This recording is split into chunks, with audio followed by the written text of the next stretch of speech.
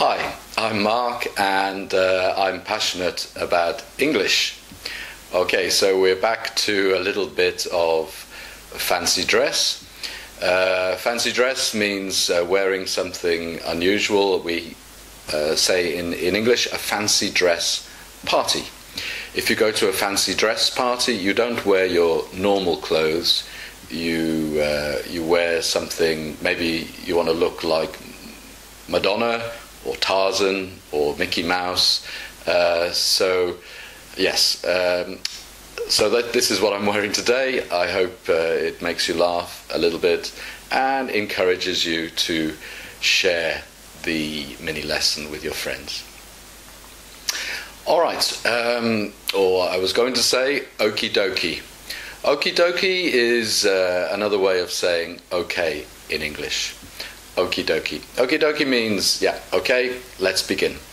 So let's have a look at the first idiom for today, mini lesson number 9. All right. Put the pot back down. Okay. Okay, the idiom for today's lesson is it works like magic. So you could say this, okay, let's use my mini lessons again. You are telling a friend of yours that you've learned so much English from these mini lessons, maybe without even trying very hard. You just enjoy them, you remember the idioms, the phrasal verbs and the collocations. So you say, wow, Mark's lessons work like magic. Or maybe some kind of new product for cleaning, and you find it so useful, better than any other product for cleaning, and you can say it works like magic. And I'm sure this idiom was used in advertisements on TV promoting cleaning products. So it works like magic means it works very, very well. Okay, let's have a look at a phrasal verb. Okay, just in case you have any doubt that I'm deciding on them before. That was my original plan, but then I thought I'm going to have to prepare and it's going to take time and I might start stressing out about it. So by doing this, it makes it more interesting for me and more fun, and I hope for you too. Okay, wear down is the phrasal verb, to wear down. Okay, so wear, I'm sure you know, means to wear a t-shirt or wear jeans or wear shoes. But to wear down, okay, let's say your mother is telling you off. There's another phrasal verb. It means she's saying you shouldn't do this, you shouldn't do that, da da da da da da. And if you are worn down, it means she's really made you feel tired or you lose energy. So she wore you down. Let's give another example. Maybe you go to an English class at a language school and you practice and practice the same thing. How about the past perfect? And the teacher is saying, okay, practice this sentence again and again and again. Or he's explaining the past perfect again and again and again. And it really wears you down. Okay, and afterwards you say to your friend, oh, I'm so worn down. It means I'm so tired after all that repetitive stuff. Okay, check it out in the dictionary, just in case you don't understand fully. All right, collocation.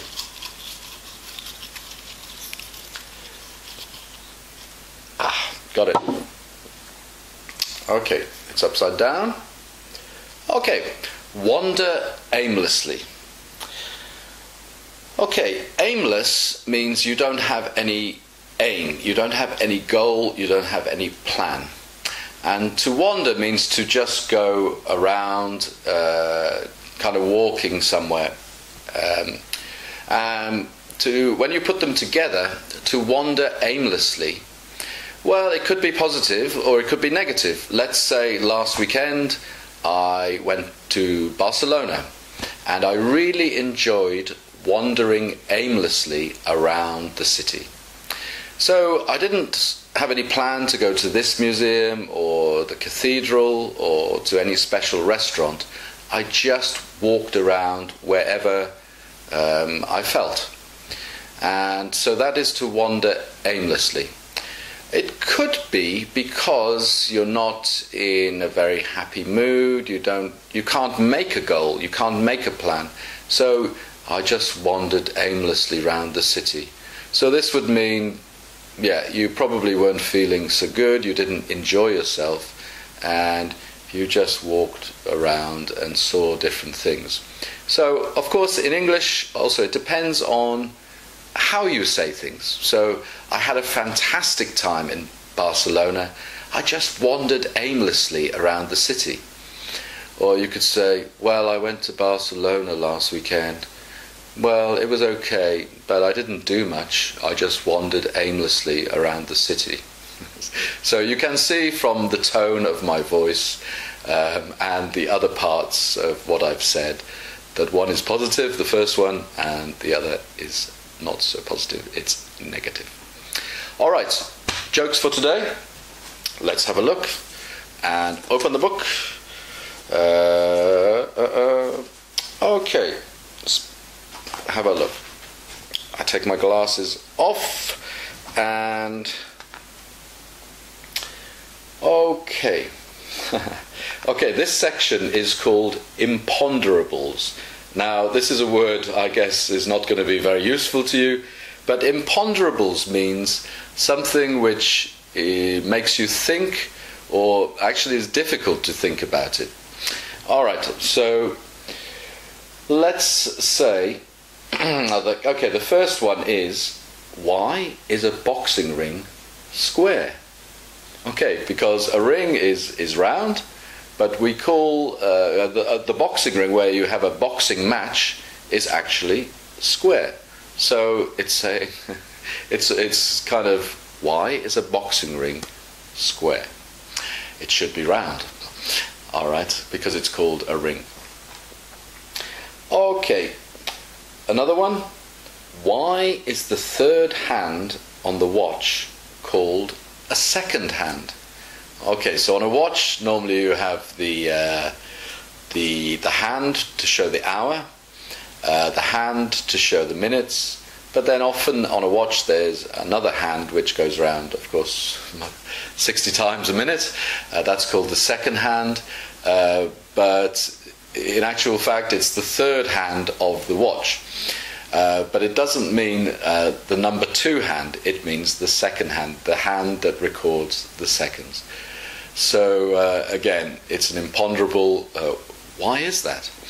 Okay, and one last one, because these are quite short. Okay, I like this. Why is there only one monopolies commission?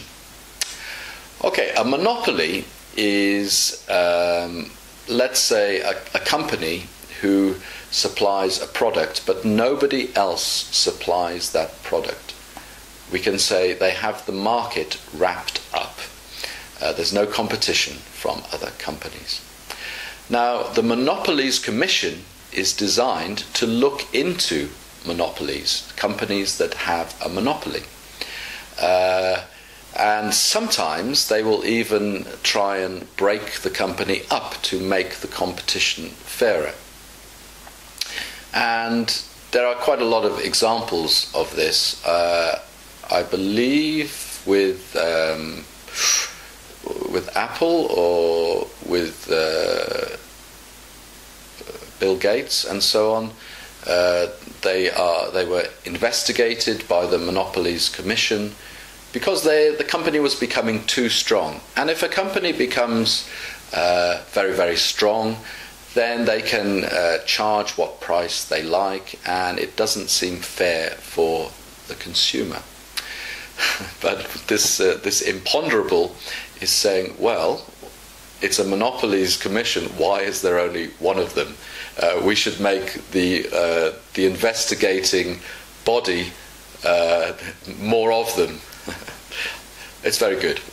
Okay, so that's 3 quick, well, they're not jokes, they're, like I say, imponderables, but I wouldn't worry about learning that word, imponderable.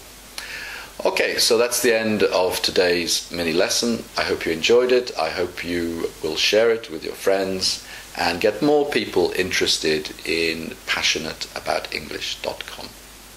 All right, next is a catchy bass riff for you. Thanks for watching and see you in the next lesson. Bye now.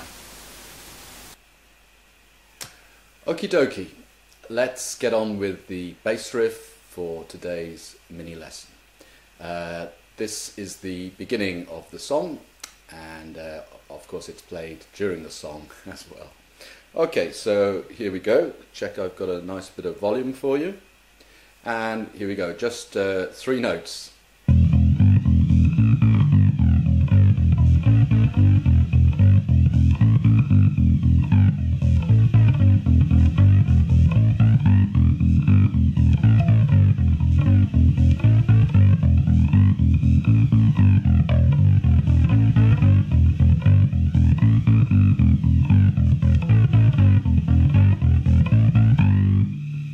Okay, so that's your bass riff. I hope that wasn't too loud. And as you may have realised, it was a slightly different sound to some of the other bass riffs because I've got a little effects box which makes the sound more interesting sometimes. Okay, I'll just give you a little clue.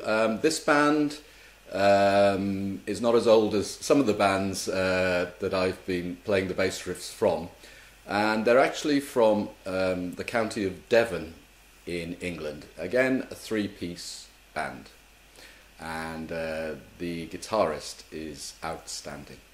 Alright, thanks a lot and see you in the next mini lesson. Bye!